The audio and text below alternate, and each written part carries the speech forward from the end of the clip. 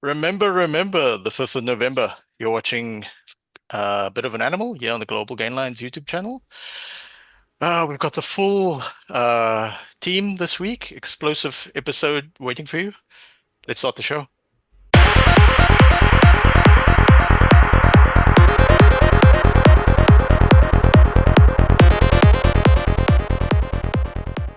All right, guys. Glad to see everyone's here. Uh, South Africa, sushi, the referee and Bowden Barrett colluding with one another. Let's get stuck in. Lisa B, glad to see you back. You weren't here last week. You missed the Good Oaks assessment. But it kind of makes sense that you weren't here last week because when we took a break, you were actually still on here on the Global Guidelines YouTube channel. Like and subscribe because you packed your little suitcase and you got your passport and you took a trip to Yap City and you were on the Women's Rugby Treehouse bumper episode of award ceremony. So yeah, good to see you. Yeah, nice to be back. And yeah, it was a fun. If people haven't watched that episode, it's not short, but it is a lot of fun, lots of laughs. So head over there and have a look at all of us chatting it up. All right, guys. Topic number one this week. South Africa. Oh, shall I say the Japanese All-Stars versus Japan at Wembley of all places, in the quaint Japanese town of London. Um, yeah. Before we start, we're gonna go around and ask everybody's favorite Japanese and or sushi meal. So, Lisa B, what is your favorite? Yeah, so strange as it might seem to people from other countries, we do actually have vegetarians in South Africa. I am one of them, a living, breathing example. So I like having a vegetarian hand roll with lots of wasabi. Temenkosi, what's your favorite? Contrary to popular belief, I actually do not like sushi at all. Ah, If I'm gonna go with seafood, I'm gonna go for olives. fair enough. We're all different. We won't hold it against you. Maybe Jean will. Jean, your favorite sushi and or Japanese meal? It's a close tie between sushi and Japanese whiskey, but seeing as whiskey is not a meal, as I keep being told, I have a soft spot for deep fried California rolls. Um, but not like the salmon gets deep fried and then put into the like the whole roll goes into the oil, comes out. Yeah, that is if I one day go due to cholesterol, there will be a picture of that on my grave. Yeah, same for me. I'm also quite a partial to California rolls in general. Sushi in general, I quite like. And yeah, poke bowls and stuff like that. Salmon poke bowls generally my go-to. So yeah, domo arigato, Mr. Robato. Um, these would be your thoughts on South Africa. Pretty much a warm-up game. Um, what can we take from this excursion in London? Yeah, that's a very interesting question actually, because for all the hype and the talk about 2015 and Eddie getting up and apparently, yeah, he was of the opinion that they might overpower us. Um, for all of that, it I felt almost like it was a contingency plan, if that makes sense. So, like playing Colby at 15 and all of the kind of interesting things with hybrid players and all of that. It's almost as if this was a dry run for possibly things going wrong, people getting injured and whatever at the World Cup. So that's kind of how I looked at it, to see, what might happen if we do get a big injury or something goes wrong. So it was interesting from that point of view. Um, And then looking especially at the back line and how we were under the high ball, which was excellent, but also sharing the load between Colby and Sasha, everyone kind of working together more than just in a moving around more, shall I say, in the back line and fielding a lot of those things. So that was interesting. And then something that might seem a little bit, I don't know, not so important, but what impressed me, let's start there. What impressed me the most is a very small thing, but the fact that we didn't get one penalty for a high shot. For as players like Argia and Lewitt and all of these people to play an entire 80-minute game against Japan and keep that discipline, to not have one penalty or one, I mean, there was that handoff that Wilco did, but honestly, it was nothing. But I thought that was very, very good. And they're coming from the beginning of the year where our discipline wasn't necessarily so good. I don't know, it's something that kind of stuck with me, and I really appreciated that. And I think it was a very good showcase for the team and how they can actually pull together and keep their discipline going. And Excellent then point. my last one point that I wanted to make is, which is so weird. I had to do a double take on social media with people praising Marnie for distributing the ball this week and having a bit of a go at Sasha for being Windgat or whatever. I think both things are ridiculous. Marnie has always been a good distributor of the ball.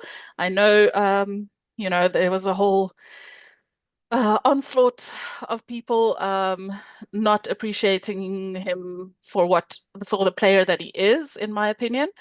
But I think people really have to, criticize a bad play, or if someone didn't have a good game, that's all fine. But going after players and, I don't know. I don't get it, is basically what I'm trying to say. Sasha is a very good player. He's been getting much better um, at team play and not overplaying like he did last year at the Stormers. But we have to also understand that, and you can see it in that first try that he scored, or in the ball that he intercepted where Japan almost scored. He just sees stuff that other players don't. And so if that means he has to be Windgat to do that, I'm all for him being Windgat. I don't think he is, but yeah, people must relax a bit, I think. Yeah. Social media being full of sort of bad faith arguments is nothing new, and it's unfortunate. We do want Sasha Feinberg and Ngoma not to sort of fall into that trap of some of the younger players we've had in South Africa and other teams as well, where they've lost their way. I can think of a few in England as well. So yeah, we want a balance but there's a fine line between arrogance and confidence, but I think he's treading that line reasonably well now. But we need to ensure that our young players get the right mentorship so they don't like fall into sort of the unfortunate track that say Sibusiso Nkosi fell into more recently. Jean, do you feel this was a solid start to the tour, considering more tougher games are coming up? Yeah, I think there's three things that we can walk away with from this game. Number one, it was as good a place as any, I think, in terms of proper rugby opposition, and seeing if Esterhuizen could match, if he could keep pace with the pace requirements and the movement requirements of flanker. I think Japan was as good a place as any, because I don't think anyone doubts his strength, right? He's got the strength and the size. He's essentially Peter Steff with more weight added. Um, so I don't know, maybe he's bullying Peter Steff. That might be something that we break on this podcast as news. But Is that even possible? I don't know if anyone bullies Peter Steff, but Yeah, I mean, look, so we know that the Andre Esterhuizen flanker experiment, there's some validation to it, right? And I mean, we can go on the whole spiel of Eddie and his positionless rugby and getting defeated by someone doing exactly that, right? Being the true meaning of hybrid player. Um, but I think it was validation, and I think it was a good place to start guys like Zach Porthen and to develop the feel for having a mobility based game plan. Because there are going to be, if we just for a second step away from the Autumn Nation series and we just sort of glance over the horizon at the Rugby World Cup, you're going to come up against second tier teams, and points difference is what has always been a detriment of the Springboks because we were grinding out close wins. So if it comes down to having the same points as the person you're sharing first position with, typically points difference is the decider, right? And in those cases, we really need to pile on the score, as harsh as it is. I mean, I didn't expect us to go to 61. I was fairly confident we're going to beat Japan, but that their defense would be more solid than it was, and that they'd be much better under the high ball. My memory of 2019 was a competent team that, yeah, sure, we mauled them for 40 odd 60 odd meters, but their backline was potent. They were good under the high ball. So yeah, I think there is worth in this, and there's validity in it.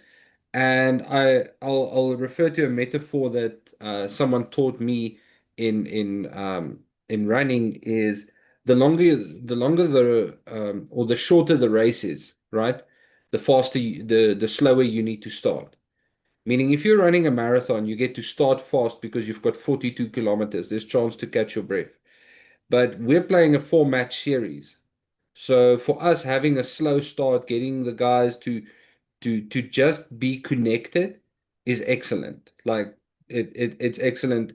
I think it gives them a cohesiveness advantage that we might have over the other teams because Japan is essentially the only team who we're facing that played recently. The rest of our opposition hasn't played recently. They've been standing still since July. So, I think there's and I'm sure we're going to discuss it now, but when you're looking at the big names coming up for us, there's definitely some validity to it. Let me go see your thoughts on this game at Wembley Stadium. By the way, the attendance was 23,243 paying customers.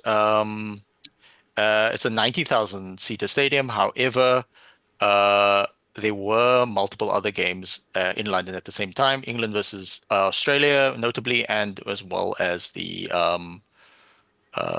Barbarians versus All New Blacks Zealand actually. All second Blacks, team. Yeah, actually. I'm yeah. sorry, I'm sorry. You meant Stormers B-side. Very true. I thought Yes, it was yes. the Yeah, Barbarians. yeah. We're actually gonna have a look at that as well because even John Dobson Lisa B's personal favorite Evan Ross was playing, so we'll get to that later. Let me go see your thoughts. I think I'm just gonna echo what everyone was saying. It kind of felt like a practice match. Um, More on what Lisa B was saying in the beginning, where it kind of felt like in case of emergency, where our first choice prop goes down, what do we do? Because you saw Steenkamp was there. Zach also played really well. Lodiaga was I think it was like the top tackler for like the whole match. So you could see, yeah, just to also to add what John was saying, is like they were kind of blending the combinations to see how they would play. And also I'm not saying Japan is a bad team, but they were trying to see how you would react if you were kind of like thrown into a situation. So I feel like they kind of played really well. I don't have much to say. Like I said, it really, really felt like it was like a practice match, but everyone did their part. Malcolm Marks, Jasper Wiese were leading the Lions in turnovers. Like honestly, that match really felt like a practice match to me. But what I'm trying to say is that everyone kind of played their part. Even you saw Sia more energetic than ever. He was running, he was carrying. It was a really good match. Yeah. We have to sort of give understanding of where Japan find themselves this time. They've been better at times, but obviously after the pandemic, they've had quite a challenge getting high level opposition with travel restrictions and stuff like that. So they're very much, we're 2 years out from a World Cup. They're very much at a building stage again, having to rebuild constantly. But they've got a semblance of a good team, and they might well peak at said World Cup. So, Themikosi, we'll stick with you, and we'll move swiftly on to the game in Chicago, where, oh, shout out to all my friends who ran the New York Marathon this weekend, um, where your New Zealand put on the afterburners in 60 minutes and beat Ireland in Chicago on a very dodgy pitch, by the way. Your thoughts? Yeah, it looked weird. It looked all those okay. I kind of liked all those lines. It kind of made you judge. We could tell a forward pass more clearly because there was clearly more lines on the field. But honestly, I think in terms of the build up that they were trying to do before the match and before like this was supposed to be like the greatest rival, it kind of the first 60 minutes of that match didn't live up to that. Ireland were trying. Like I saw, okay, so Ireland did this phase play where they try phase. Then when the opportunity came, they were trying to kick over, but it never felt like they could kick at the right time. Sometimes the ball went too far, sometimes it went too short. New Zealand were dealing well with the scramble defense. And looking back on the match, I feel like Ireland, if they took some of the chances, like the early penalties, and kicked it to Paul, maybe the score would reflect differently. But I think it came down to like most of the matches of this week, it came down to the bomb squad. Like as soon as New Zealand's bench got on the field, it changed the whole entirety of the game. It changed the whole momentum, the flow, and everything. And if I'm right, I think all the people that came off the bench probably scored. So at least like two or three of them. So yeah, I think it's a game where it was decided by the bench. John, if you had to pick between Cam Roygaard and your friend Kobus Reinach, who are you picking?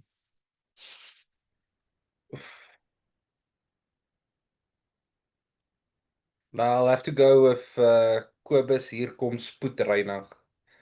Um, look, Cam Roygaard is fantastic. And as far as being a game changer, um, I think he is. I would put him in the same grouping as I put a guy like Tate McDermott from Australia.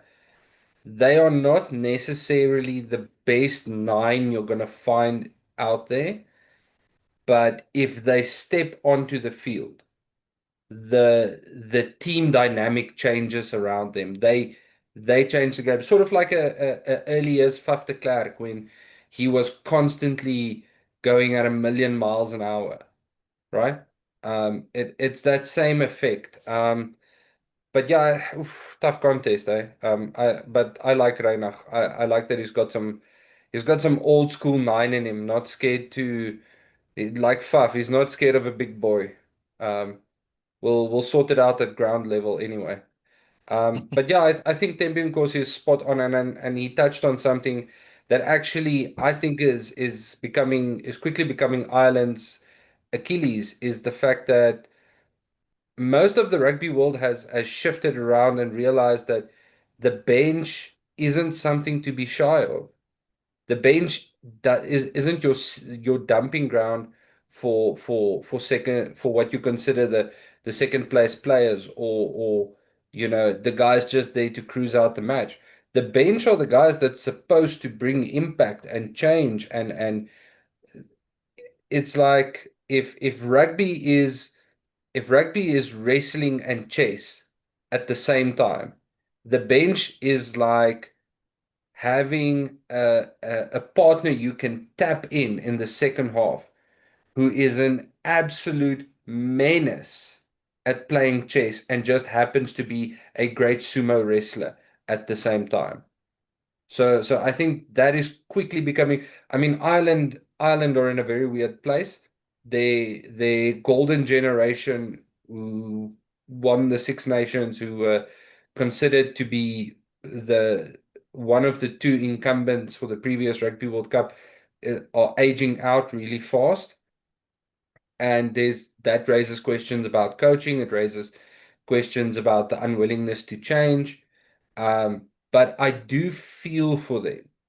I think if any country lives in Ireland's mind rent free, it's New Zealand.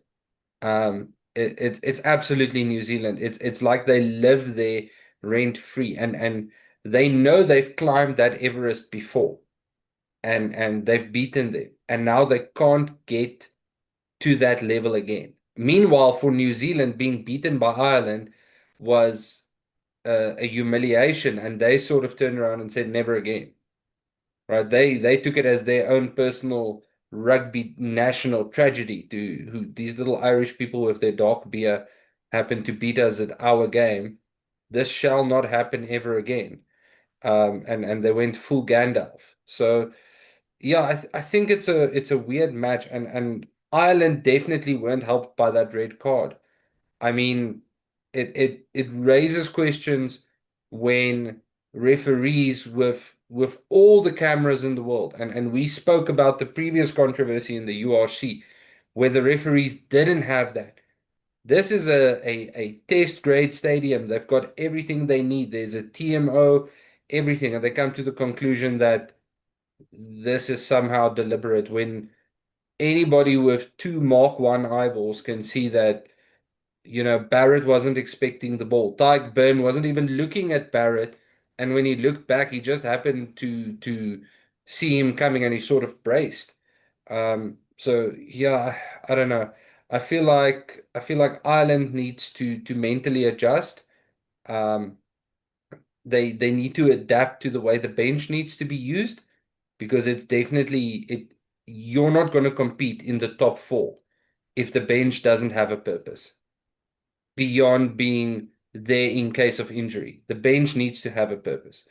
Um, and yeah, I think the red card just marred the occasion, because I do think after that red card, Ireland sort of stepped it up a level. And after 10 minutes, they started sinking away, and it was New Zealand's game.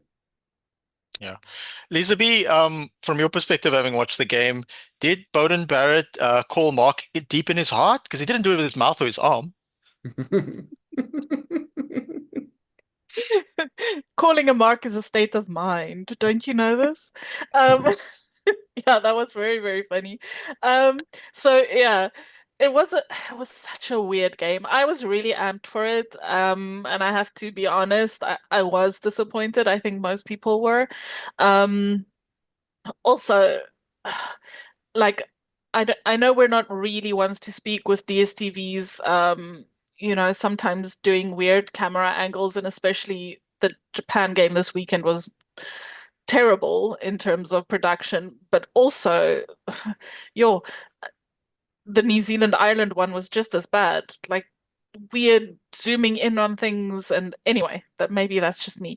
Um but I very much agree with John. You made such a good point. And the thing with Ireland as well is, success is not measured in rugby specifically, but in many things. Success isn't necessarily measured by doing one thing. It's about how you back it up. And so I've really enjoyed seeing Ireland getting better, and also, the little bit of a rivalry between us and them developing. And I think not having the players coming through their systems, even though they do have very good and solid systems, I'm not an expert. I don't really know what's going on, but there's a disconnect between bringing up players and then having this aging team that just look flat, really. There's no other way to say it, and it brings me no joy to say that. Um, and very interesting for New Zealand. with so many, well, quite a few guys coming back from injury, and really seeing a very different team that played against us um, in the rugby championship. So I really enjoyed, seeing Tamati Williams coming. He was so good. I don't know what it is about him, but I really enjoy watching him for some reason.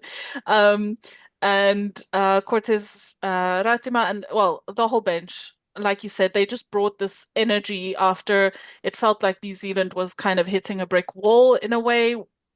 That wall might have been the ref. Um, but that energy that the bench brought on is something that's great. It was lovely to see that last 20 minutes. Have you been spending a lot of time with Tembi Nkosi, because you're rattling off these New Zealand names like no problem. I mean, we know he's half Kiwi. Yeah, But we're I think gonna. there's been some cahooting here. People need I to get in the promise I'm comments to suggest that we get a Super Rugby podcast here on the Global Game Line. Super Rugby starts on the 13th of February, the day before Valentine's Day. So if we see Tim Nkosi and Lisa B on a special new podcast, don't be surprised. I will bomb out. I promise I don't really know a lot about this, but it's just things that stick in my mind. But Yeah, Tembe Nkosi would hopefully, be great. exactly. I agree. We're working on No, it. no comment on that. No comment. We can't let the cat out the bag. Um, So yeah, hopefully Max Jorgenson's not watching because he's gonna feel a bit sad that he's no longer Lisa B's favorite from Down Under. But yeah, Ireland in particular, there are some issues. What's weird is that New Zealand lost this, New Zealand won this game and Ireland lost. But the podcasts that I've watched and listened to, both media houses seem to, or fan podcasts even, seem to be a bit down. I mean, there's a lot to work on for both teams. I was impressed though by the Ireland scrum half again, Jameson Gibson Park. I think all the Irish players with sort of New Zealand connections had a solid game, like James Lowe. Bandiaki didn't get the chance to really make a massive impact off the bench. I thought Jack Crowley actually started well and then faded. I thought it was good that it's probably a 20-minute red card because I mean, if you get a red card so early and the team has to play with 14 men for the entire game, that's going to be a little it's going to Yeah. spoil the opportunity to actually watch it. And from a neutral's perspective, I have a great deal of respect for both teams within a rugby perspective and both countries within just a global perspective. Both countries I'd love to work in one day, that type of thing. So I mean, we want to see these teams do well, but there is questions about how Ireland have approached their succession planning. Were the coaching staff so obsessed with the Lions tour and in a rugby context, have things shifted from a 4-year planning towards a World Cup to a 2-year planning towards a World Cup? Because there's an argument to say 4 years is a bit too long. And then obviously people look at Rassi who had to do it over 2 years, having taken over from Alistair Coetzee, and then having a very disruptive period between the 2019 World Cup and the 2023 World Cup because of the pandemic, unfortunately. But yeah, Stu McCloskey did really well. Unfortunately, he had to go off and he's got a hamstring injury. I didn't see a massive impact from Dan Sheehan. Parts of me was watching this game and not sure who to root for. And then the Irish players started to sort of cheer clearance kicks from New Zealand. And I sort of see the Irish players wearing the Leinster kit. And as much as I don't dislike Leinster per se, I also don't like them being a bit arrogant. So then things shifted to the last 30 minutes. I was like, I think I'll back New Zealand. And I think New Zealand are going to come back strong. And that's actually what transpired. New Zealand also quite stoked to have Leinster Fire Nuku back. He made a massive impact, having just returned because he played in the New Zealand sort of version of the Currie Cup. So now he can actually play for New Zealand, even though he recently played in France. Overall, New Zealand are now, and Tim Mikusi is probably stoked about this, still very much on track for a Grand Slam, and to me, that's going to be exciting to watch. We'll look further up in the episode at the game against Scotland. All right, now we move on to Henry Pollard's England versus Max Jorgenson's Australia. We'll go first to Lisa B. I don't know how much you were able to watch this game. There was so much fun rugby to watch this weekend. Did you catch Max Jorgensen taking on England? I caught the first half. Mhm.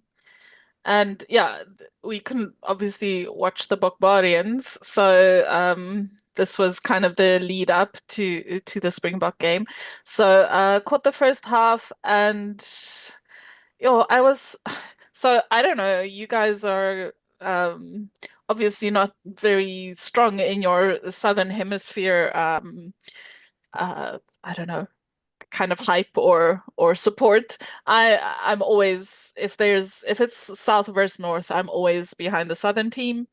Um, so I was quite disappointed. I had really high hopes for Australia. I thought this, especially also because the coach is leaving at the end of the autumn series, right? And so I felt like this is the perfect opportunity for them to really kind of build on those systems that they've been getting going and really kind of galvanize all of what they've been working towards. And I kind of feel like they let themselves down a little bit. But saying that, and it gives me absolutely no joy to say this, but England played really well. I would say the power game at this moment is now us, France, and England have showed that they want to play with the big boys. So I suppose credit to them. Um, but yeah, only watched the first half and was disappointed in Australia. Jean, would you describe Harry Potter's try as magical?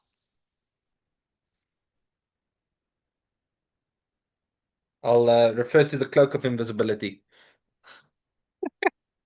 Quite Um, an intercept, yeah. yeah, no, great intercept, and I think at the end of the day, there's two ways to look at this game. The first way is to look from an Australian perspective. I don't think Australia even went into this tour with a conception of a Grand Slam. There's a lot of injuries, a lot of people not playing, and it's Joe Schmidt's it's his farewell tour. So I think a lot of it, and I think this is where, we might see a new DNA already being implemented, where the next coach is passing some stuff on, and Schmidt is trying to work that in and things like that. And, players are getting ready for Super Rugby, and it's a fluid situation. But I think from an Australian perspective, it's more about let's get the experience of playing against as many people as possible, win or lose, and see if our game plan works and doesn't work. And where it fails, then we know, right, this is it's sort of canceling out survivorship bias, right? To say, like, you could win based on a bunch of failures, and then you could interpret that as, oh, we won, so it must work. And then it's like, no, you got lucky. So I think in their sense of mind, I'm not saying it's a write-off. I'm thinking it's a learning tour. If we win, we're stoked, but we're here to learn valuable lessons, because last year they beat England. They had a couple of surprise victories on the end of year tour, and I think they walked away from that with some confidence that carried over into the Lions tour. This year, I think they're learning some hard lessons. England's kicking game was phenomenal. Um, I dare say, um, kicking wise, it's a tight contest between us, New Zealand, and England right now. And we know we can boss New Zealand on a good day. Um, can we boss England? We're not going to find out this year. We might only find out next year. Their defense is super aggressive. If we do play them, the fly off will need to be steady and calm. You're going to need to work really hard to get past that defense. I'm sure Felix Jones will probably anytime around the 25th of Christmas, as soon as the Rassie Babalas is gone, start reviewing some footage and end up going down a YouTube rabbit hole again. But their defense is super aggressive, and very much like us in New Zealand and France, who are the four big dogs, I think, as Lisa stated, England have embraced the bench. Say what you want about Steve Borthwick, it he took his sweet ass time getting there, but they've embraced the bench. The way they're viewing the bench now is the way we view it. It's whether it's a hammer, whether it's a knife, whether it's a scalpel, the bench needs to have a purpose and it needs to serve that purpose. So I really think England is they're not going to be able to run under the banner of a dark horse going into the Six Nations and especially going into next year's end of year tour. The banner of a dark horse will be hard to put over them because they're definitely showing what they mean. I'm not sure if they play New Zealand this year, but it's a very interesting game if they do. Yeah, Felix Jones would obviously have a particular motivation if when we eventually face England, having left us to join the England staff, but unfortunately not really liking the vibe there, and then returning to us, which is to our credit. I'm also impressed by England's willingness to pick that center combination. That was very sort of more progressive. Temikosi, what do you think Australia can actually take from this, considering they were missing four key players because this game did fall outside of the international official international window. So, namely, like James O'Connor. I don't know what they can take. They didn't really play that bad. It's just that their combination kind of just didn't click the way they wanted to. I mean, half of the time they did have the ball. It's just that they could not penetrate the what is this? The England defense. Like every time they got the ball, I felt like they were caught behind the game line, and it just kept going back and back and back and back.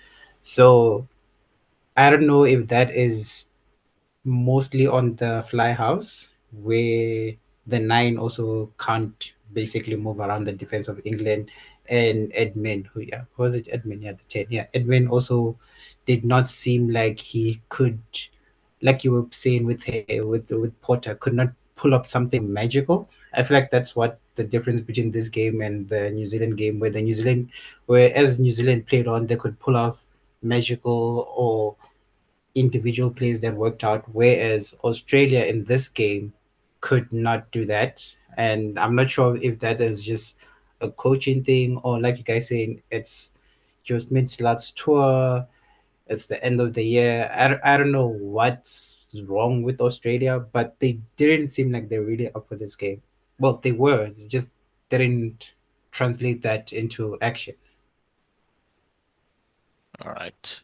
So those are the really major games.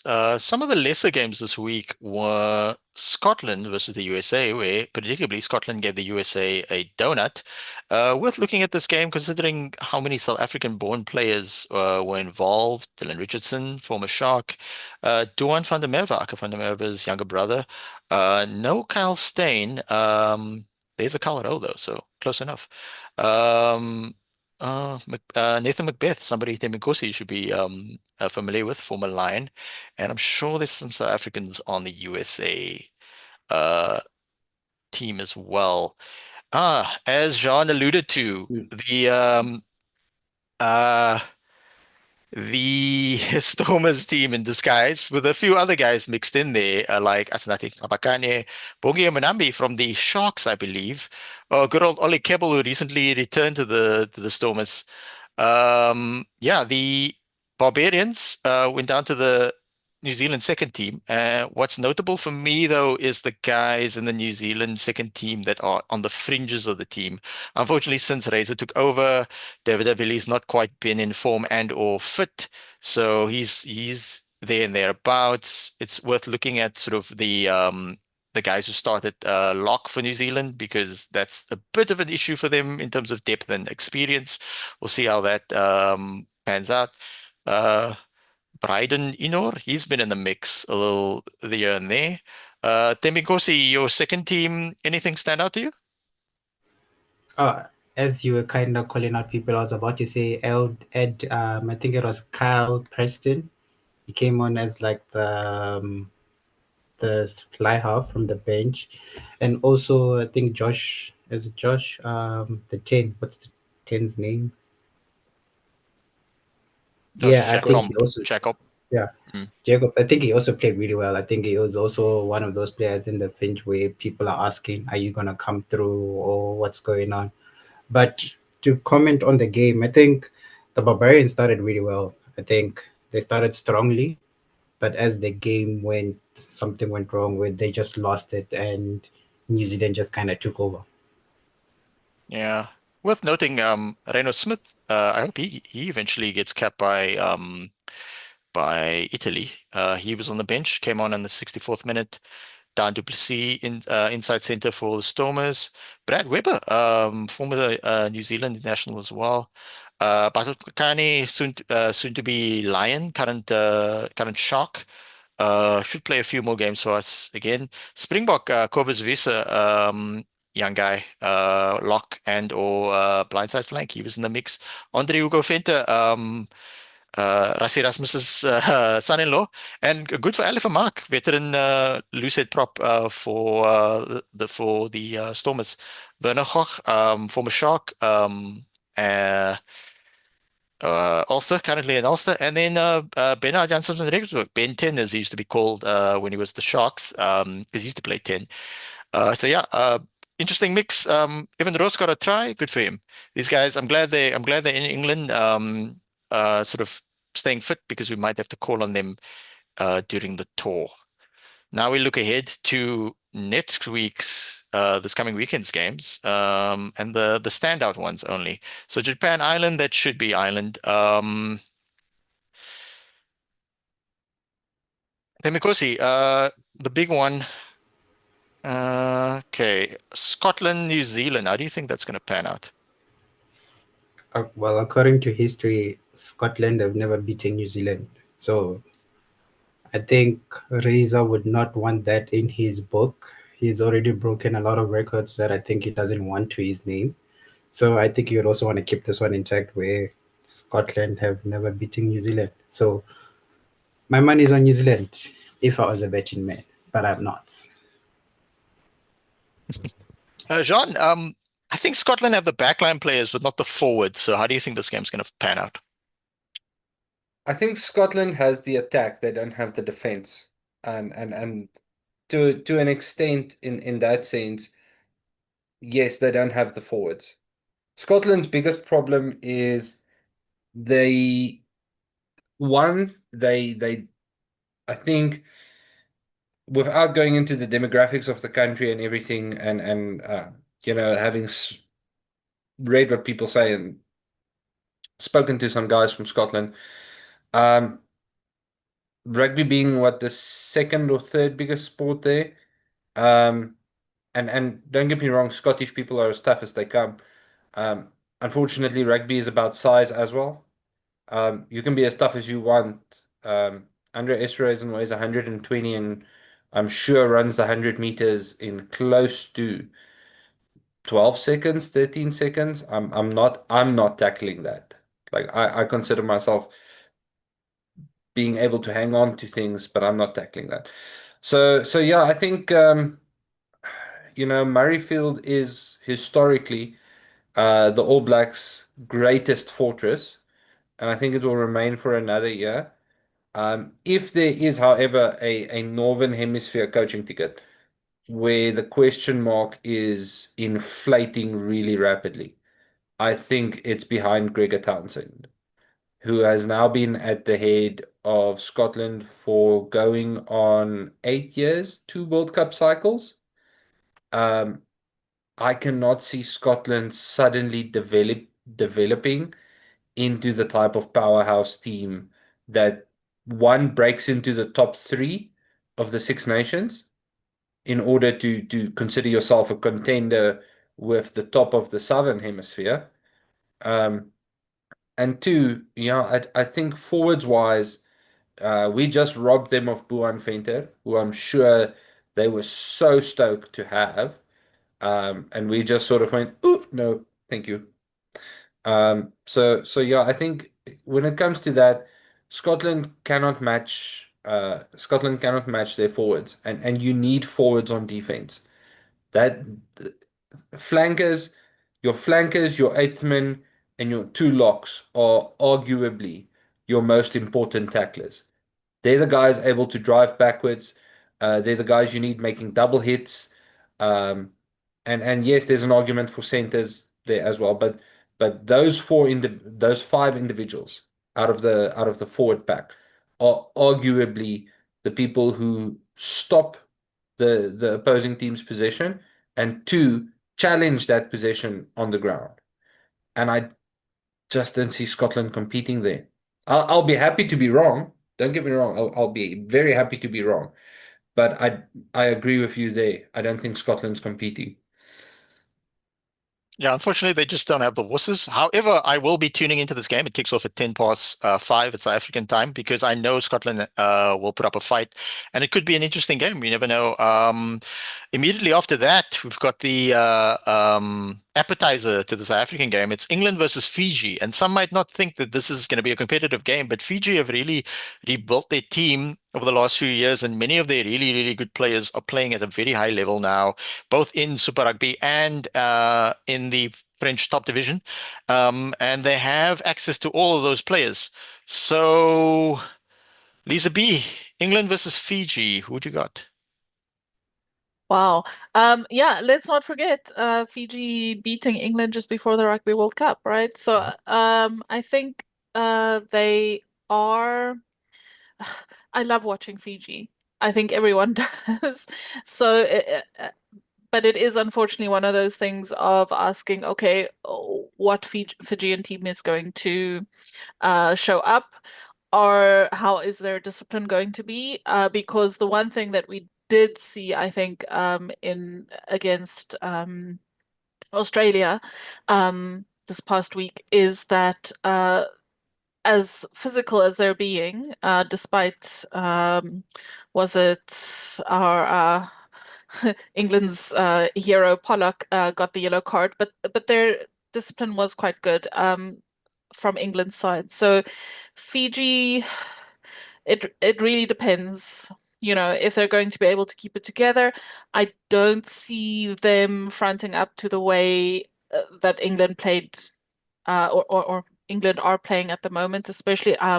It will be interesting to see the high ball if the Fijians can get under it and get away. They might do some magical things. It's definitely a game that's going to be interesting and fun to watch.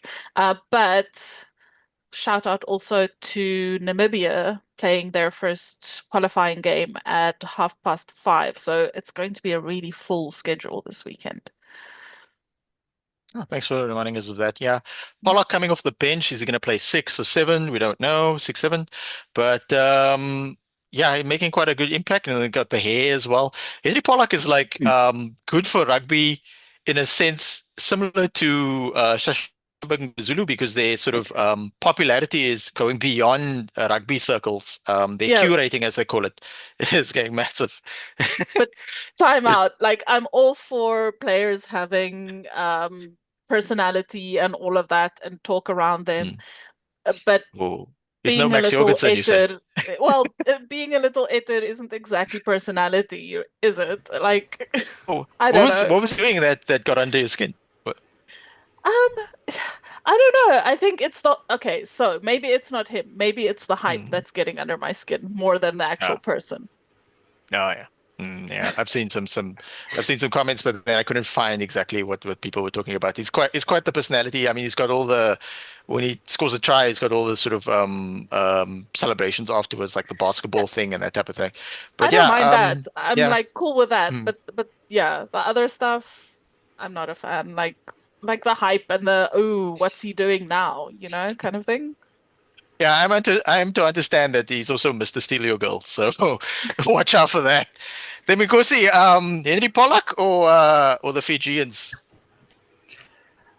I think we all know my stance against England, but I really think England is going to win, considering that this season I think they lost their first match in the Six Nations, but from there they've won every single match. So I don't think Fiji stands that big of a chance, and considering the fact that they went to Argentina during during July, and they had a second string team and it won. So is Fiji strong as Argentina? I don't think so. So I'm pretty sure England are gonna go away with it. But you never know with Fiji. You never know. Yeah. They I mean, could just Fiji did play. beat Scotland during the Lions series, and Scotland were missing quite a few, one or two players due to being called up to the Lions and then injuries. So I think it'll be closer. For example, I found the New Zealand versus Ireland game enthralling because it was so evenly poised. It's not that I don't gain enjoyment from seeing South Africa basically do like a run out sort of practice match against Japan. And at points during the second half, when South Africa were beating Japan, I thought like, is this what it feels like to be a Leinster supporter? It's like you're just piling on the points and stuff like that. So I think we might get a competitive game there. And this game kicks off at 20 to 8 South African time. So I'll definitely try and tune in. So now we go through to the main event, the main course, if you will, and we'll go first to the person on the panel with a French name, Jean-Claude. Are you excited for South Africa versus France, the La Revenge, as you said a few weeks ago? C'est l'opportune, le fucking huge. Um, Enorme, enorme. I'm doing Italian hands. I don't know why. Yeah, I'm very much excited. I think it's going to be really interesting. Two coaches who are the wrong side of crazy like a bat. One with glasses, one without. Um, so yeah, I think it's very interesting in terms of depth. This is definitely the two teams I feel in the world right now who have the most depth, who've been building the best. And I mean, you can critique France all you want for sending B teams on summer tours. Um, they've got enough depth at scrum half. They can start a guy we've never heard of, and I'm guaranteed he will be competent. Um, and if he's not, I'm pretty sure they'll burn down the coach's house because if nothing gets the French riled up like being able to burn something down. Um, yeah, very excited. There is some commiserations on the situation. We won't be able to start our reliable guy at tight head. But I think, there's a case to be made here where we will settle for a good squad, and I think an extension of continuity from the squad that set the record against against New Zealand, the squad that hammered Argentina, getting that squad, getting them with that confidence, that ability to break the game open. Um, but I am wary of France being a very strong kicking team. They like to kick deep, and we don't have our scrum to fall back on because World Rugby nerfed us in the post Rugby World Cup update patch. So yeah, I think it's definitely an exciting game. I'm definitely staying awake for it. Uh, Coffee machines ready, no alcohol until the game starts. Gonna be nervous as all hell. But yeah, I think it's gonna be a cracking match. I really hope it does live up to the hype. Yeah, 10 past 10 kickoff South African time can be kind of a little tough sometimes. There's lots of time to get stuff done and sort out the braai and everything. As Jean alluded to, let's say Hofaditswe, aka Ox and Chair, is unfortunately not available. He is our stalwart loosehead prop, and also might have this injury might affect the Sharks quite bad as well. But hopefully Bowen Venter will step up as well as probably Thomas Tanketoy might start at loosehead prop is my understanding. Themikosi, your prediction on this much anticipated game? Well, I think it will depend on the team that we throw out. I'm really hoping that Rasi goes for uh, shall we say, an experimental team where we just kind of bringing in all the kids that we feel like are going to make the next World Cup and just kind of throw them in there and see if they will swim. If that is the case, I really hope that we win. But considering that France kind of been waiting for this game, I think I even saw who's this the Nine was on some news article saying that they were robbed. So I think they want to deal with the criminals that robbed them of their first World Cup or their chance of winning a World Cup. So they're gonna it's gonna be a tight match. It's gonna be a tight match. Even though that France is still missing their kind of like first choice players in certain positions, but I still think, like John said, they have the depth to kind of fill the gaps. So it's gonna be a tight game, but I'm just gonna back the box. Lisa B, it's only fitting that we robbed France of their ability to win the World Cup when they robbed us of ability to host the World Cup. So what's your prediction? Very true. It's yeah, this is the one game. So there were two games this year that I bought some adult diapers for. The first one was Eden Park. This is the second one. I think it's interesting, Temengosi, that you're for a experimental team because the biggest plus that we're going to have on our side is that France is coming in cold. They have been playing, of course, in the top 14, but together as a team, this will be their first game. And so if we want to exploit that, I would actually go for our true and trusted kind of combinations that have played together. Now, that's another point to talk about, because we have been rotating so much. But in terms of like the backline, I would really hope Gaza is fit and ready. And I would actually go, I've been thinking about this all day, I would actually go for KLA and Colby on the wings, just because those three they just work so well together, and it's almost as if they're in each other's minds. And I think that playing players like that who are so used to playing together and really being able to exploit France's maybe being a little bit less cohesive. I have an idea that that's where we might pip them, but it's going to be very, very close. But Boca all the way. That brings us to the end of the episode. If you got to this part of the podcast, like, subscribe, click the notification bell, and comment bonjour in the comment section. From myself, Jean, Lisa B, and Tembinkosi, until next week, in Rassi, we trust.